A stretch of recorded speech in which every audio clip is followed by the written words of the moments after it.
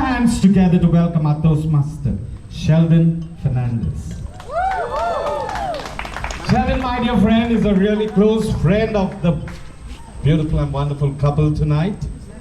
Stacy always complains that Vernon spends more time with Sheldon than with her, even though it's a long-distance friendship. He's always a call away whenever Vernon needs him, saying, "Judy, what's happening?" He has been there by their side throughout this relationship, telling Vernon how lucky he is to have found Stacy. Ladies and gentlemen, our Toastmaster. Good evening, folks. I just want to start off by congratulating the beautiful couple. And don't they look beautiful this evening? Yeah, don't they look beautiful this evening? Come on, let's give them another hand. Of course, Stacey's getting in 95% of the beauty, Vernon's getting the remaining 5%. But who cares?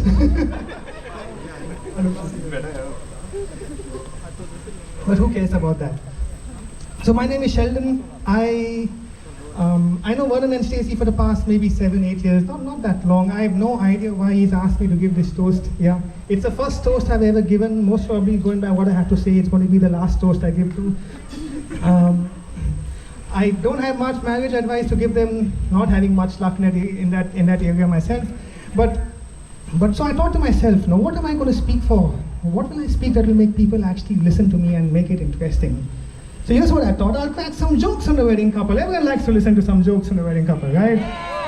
But on a more serious note, you will be hard pressed to find a couple who are most suited and compatible for each other as Vernon and Stacey are. Vernon is like the daughter who's sorry. Vernon's like the son. No, that was a mistake. I didn't mean that. Vernon's like the son who Stacey's parents never had. Stacey has an elder sister, and Stacey's like the daughter who Sarah never had. Of course, when your first child is Vernon, you don't feel like having more children after that, right? Wow. So I'm always curious to know. I'm always curious to know who liked whom first. Let's ask a show of hands. How many people think like Vernon liked Stacey first? Come on, just say with me. Yeah. How many people think that Stacey liked Vernon? And I guess the remaining people who are not putting the hands up thinks no one likes each other. But anyway. So I don't know, 50% of their friends will say it was Vernon who liked her, other 50% will say Stacey liked him. Personally, if you ask me, I think it was Stacey who liked him first. Sorry, Stacey. And at a very initial stage of the relationship, Stacey knew that this is the person she wanted to be with. Right? So let me tell you something about Stacey. Stacey was, of what I know her, she was pretty much an introvert. She used to keep to herself. Not really socialize much. Given a choice between going out and partying and watching Netflix at home, Stacey would choose the latter. That's why it was pretty surprising when Stacey took up this job opportunity at Indigo's and she had to go to Indigo Airlines and she had to go to Bangalore. Stacey staying alone, cooking by herself, away from the comfort of her loving parents, was something surprising to come from Stacey. But I think Vernon really pushed her for this. He encouraged her to take up this job, even though he knew that he would not get to meet her on a daily basis like how they used to. I thought it was really sweet of Vernon, and everyone wants to meet their partner on a daily basis. And Vernon knew he wouldn't get to meet her so often, but he still encouraged her to take this job up. And a few months later, Stacey gets an opportunity to join Qatar Airways and go to Doha. Now, even at once or twice a month in meeting, they wouldn't even get that. But yet again, Vernon is pushing Stacey to take up this job because it's such a good career opportunity for her. But this couple, friend, it's really sweet. That is sweet, guys, come on. But this couple, even though they are separated by distance, they are always making time to be with each other. Sarah, I don't know how many times your son has told you that he was with me, or with Brian, or with Roger, or whoever it was. He was never with us. One day Vernon told his mom that he's going for a company trip in Mumbai. Next thing you know is that he takes a flight, he goes to Bangalore, he spends the weekend there, and then he comes back and he says company trip was good. How do I know this? Because I took him to the airport and I dropped him back later. On the way back, I met my mom. I'll never forget the time where Vernon one day called me. He's very agitated and he's like, dude. I'm like, what? He said, dude, if my mom calls you, tell her that me and Stacy are going for an overnight with you and your girlfriend. I said, dude, I don't have a girlfriend. He's like, no, it's not, that's not important, that's not important. The important thing is that if my mom calls you, tell her that we went for an overnight. I don't know. So I don't know about this boy. I mean, he was always a good influence for him. I don't know where he learned all this from. But let's not forget about sweet, innocent Stacy. Let's throw Stacy on the bus too. So Stacy comes from Bangalore. Vernon picks her from the airport. They spend the weekend in Palolem, right? Then he drops her back to the airport. She goes back to Bangalore, and her parents don't even know that she was in Goa.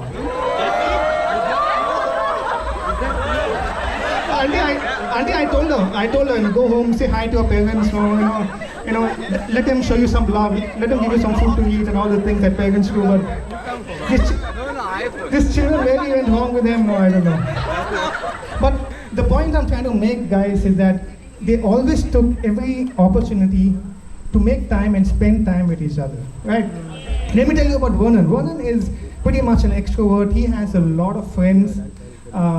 He's very popular among all the different friends group that he has. He loves the attention, right? Just check him out today at the wedding. He loves the focus and the attention to be on him. But Vernon changed too when he started dating Stacy. He took his Portuguese passport thing more seriously. He pushed that process. He went to UK. He worked hard because he knew that now he had a future to work towards with him and Stacy. But one of the best things that Stacy you made to him, or you done to him, is that I feel Vernon became much more sweeter after he started dating Stacy. Let me tell you how sweet Vernon is, right? So Vernon, I'm talking to him in the night. I'm like, dude, how come you're still awake? And he's like, Stacy's flight is landing in another half an hour. She'll take another half an hour to reach the hotel, and I want to be awake till she reaches the hotel. He wants Stacy to be safe, and then he feels at peace with himself. And he had Stacy's roster, her full flight list, which flight she's going, which city she's going to be in. He has Stacy's Ola and Uber notifications on his phone. So when Stacy gets the taxi, he gets a message. After the taxi has dropped Stacy off, he gets that message too. He's not, he's keeping a track on Stacy, not because he's possessive or not because he's some kind of stalker, but because he wants to make sure that Stacy is safe at all times. Isn't that sweet, guys? Again, come on. But Stacy's not too far behind on the sweetness factor as well, right? So now Vernon's in UK, Stacy's in Doha, and Stacy's making every opportunity. She's pushing herself into every Qatar Airways flight that goes to London, right?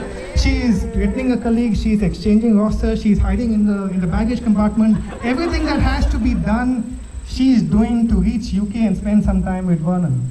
One of the most sweetest things that Stacy does is that on his birthday, right, she surprises him by landing up at his doorstep in London, and he has no idea that she's coming. Is that a sweet surprise or not? Come on, yeah? And let me tell you, you taking a birthday cake and wishing a friend in Bambolem or Mapsa or Donapal at 12 o'clock is not a surprise. So he knows you're coming, he wants to cut the cake, he wants to go to sleep after that.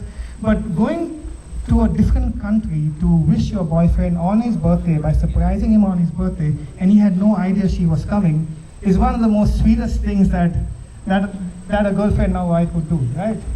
And that's Stacy's and Vernon's love story in a nutshell. It's full of sweet things that they both do for each other, right? Let me just conclude by giving you all a bit of marriage advice. Vernon and Stacy, just look at each other. Come on, romantically look at each other. Come on. Okay, now it's just getting weird. Stop it. Stacy, Vernon, let me tell you, she's chosen you. Out of everyone in the world that she could have settled down with, she's choosing you to spend the rest of her life with. And Stacy, out of the 3-4 girls he could have settled down with, he is choosing you to spend the rest of his life with. Remember that. Remember that my spouse, get up in the morning and remember that my spouse is sleeping at the side of me, has chosen me over everyone else. Marriage is not just about saying yes to one person, it's also about saying no to each and everyone else, and today that is what you all have done. I don't believe that you all have got married because you're in love. Let me explain. You all were in love many years ago. But I believe you'll have got married because you're making a commitment and you're making a decision to continue to love each other until your very last breath, right? And that's not Google, that's all me. And this love that you'll have for each other is so precious. Protect it, nurture it, Look after it. Don't let anything or anyone come in the way of it. You all are blessed this evening to get married to your soulmate. You all are blessed to get married to your best friend. Keep encouraging each other. Keep pushing each other forward. Keep putting each other first before yourselves. Yeah. Be patient with one another. Expect the other person to change, because no one ever stays the same. We all change, right? But I pray that even as we change, I pray the love that you'll have for each other will never change. And it will just deepen, it will just mature as the years go by. You know, every married couple who's present here will tell you that it's not always a bed of roses. It can get pretty tough sometimes. Your partner will see you at your best, but he'll also see you at your worst. Be willing to sacrifice for each other. Be willing to compromise for each other. Stacey, the only advice I'll give you, the only warning I'll give you about Vernon is that when his team is losing, right, when Manchester United are losing, he is the most grumpiest person alive. And unfortunately this year they're losing quite a lot. You know, you can't talk to him when his team is losing. So Stacey, don't try to comfort him. Yeah, don't tell him that, I know your team just lost 4-1, they scored that one goal at least. Don't say stuff like that, because you just make it worse. Just leave him and he'll be okay in a few hours. And Vernon, be the first to apologize.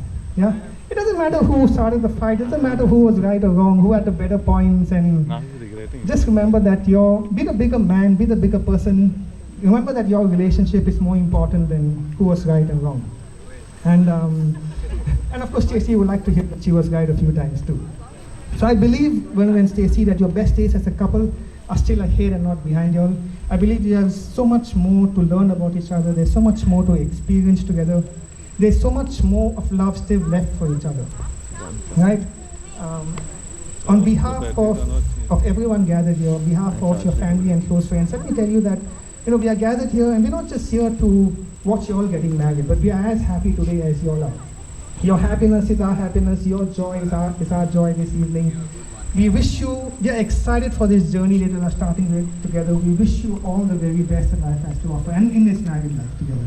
So, ladies and gentlemen, if you're lucky enough to get a drink in your hand, I know which you're holding it for quite some time, let's just lift our glasses on the count of 3. Let's say cheers to them.